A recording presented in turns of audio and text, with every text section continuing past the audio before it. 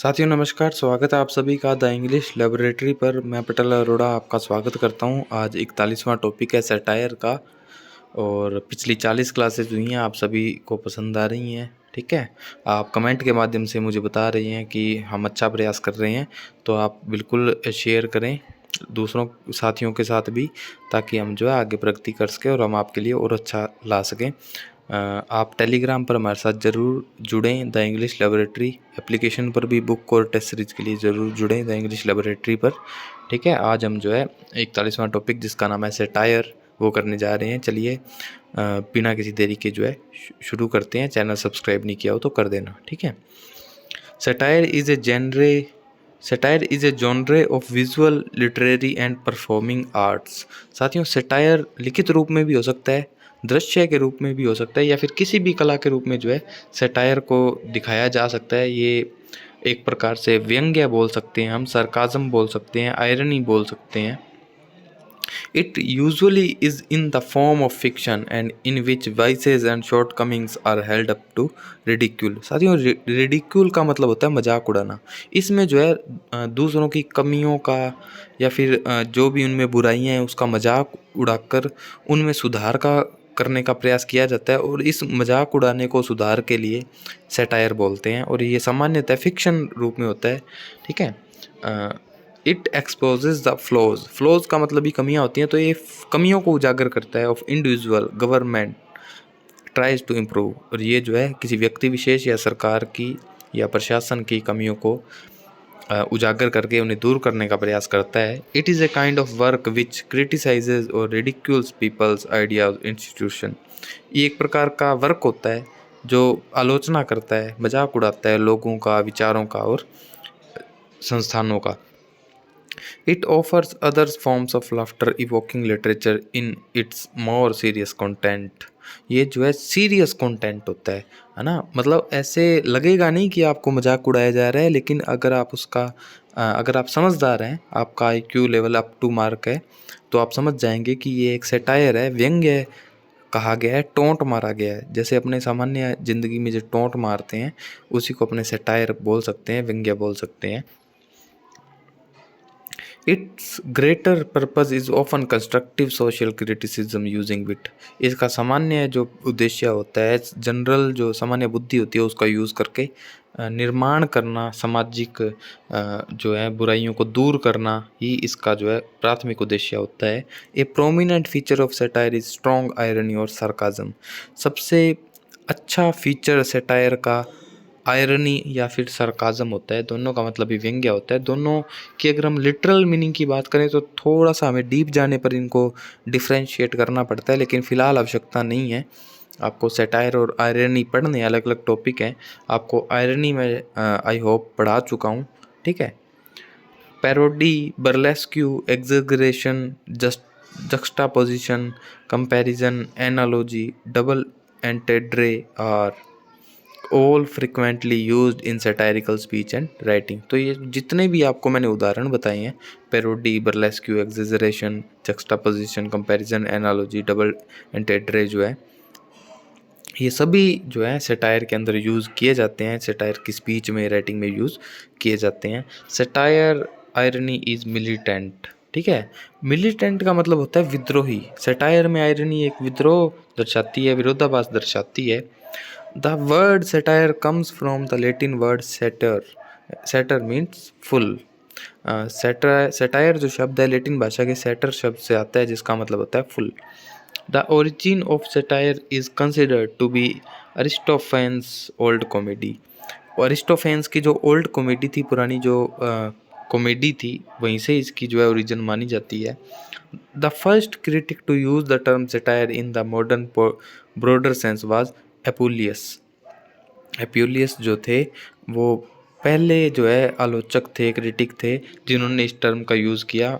आज का जो ये जो मतलब हम जिसको सैटायर समझते हैं उसके परिप्रेक्ष्य में। ठीक है, एपुलियस जो थे इन्होंने यूज़ किया था।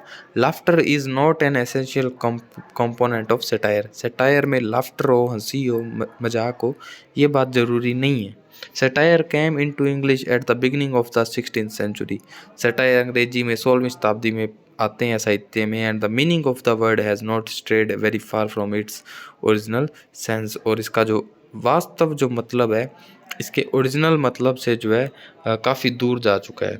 Satire has a semantic and etymological overlap with both farce and lampoon. Satire जो है जो दो अदर जो पॉइंट्स हैं फार्स और लैम्पून जो है, इनका सिमेंटिक यानी अर्थ के रूप से, एटिमोलॉजिकल यानी शब्द उत्पत्ति विज्ञान से जो है इसका बहुत ही ओवरलैप हो चुका है, अतिक्रमण हो चुका है इस मतलब का, इस सटायर शब्द का।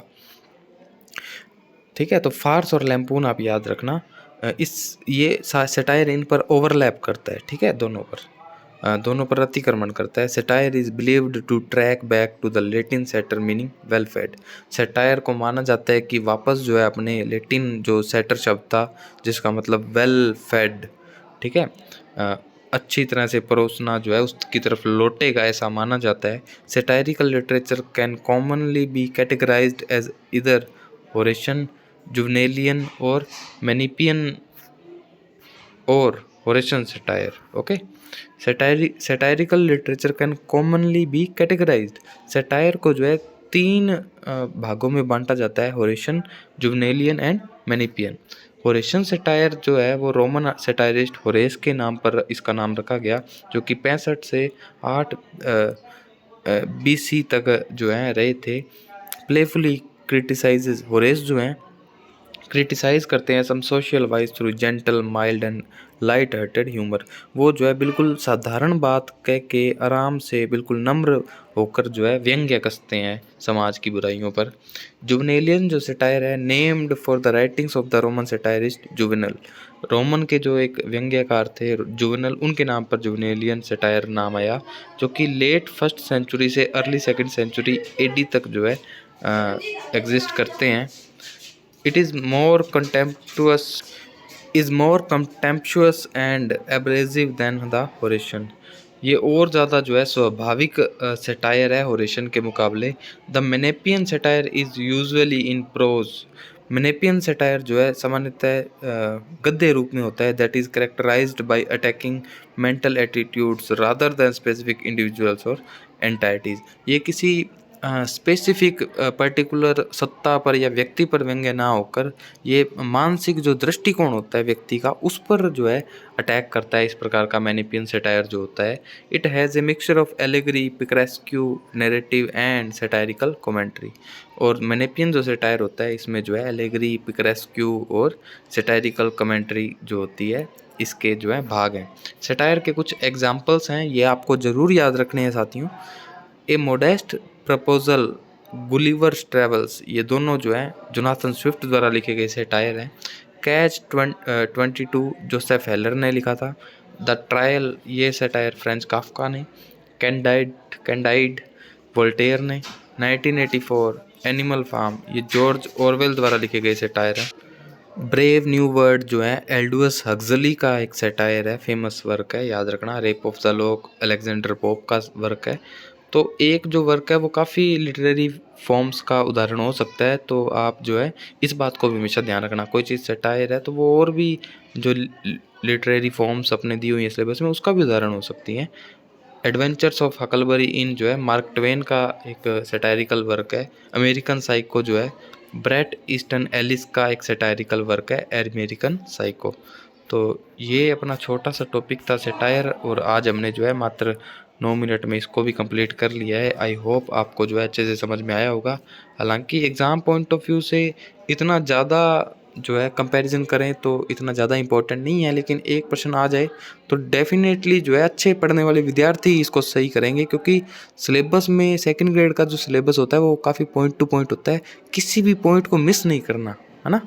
जो मिस कर देता है, जो छोड़ देता है, वो पेपर में भी जो है ऐसे प्रश्नों को छोड़ता है, और जो पढ़ता है वो पेपर में प्रश्न जो है बिल्कुल सही करके आता है और दूसरे व्यक्तियों से बहुत आगे जाएगा, ऐसा मैं मानता हूँ।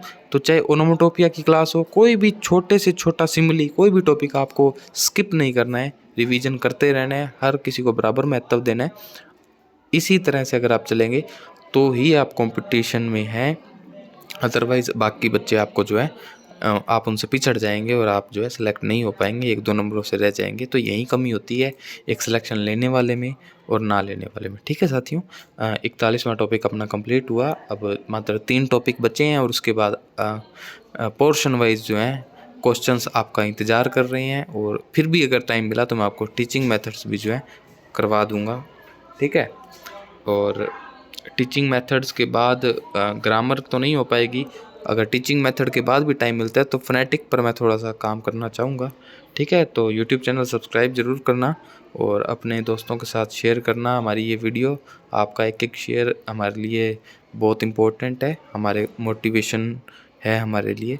तो आप मेरे लिए, खुद के लिए और हमारे इस चैनल के लिए 10 सेकंड ज़रूर निकालें और विभिन्न ग्रुप्स सोशल मीडिया पर ये जो है शेयर करें। ठीक है साथियों, धन्यवाद। आपका विश्वास और सम्मान बना रहे। तो मिलेंगे अगली क्लास में किसी नए टॉपिक, किसी नए मुद्दे के साथ। तब तक के लिए राम राम, जय हिंद।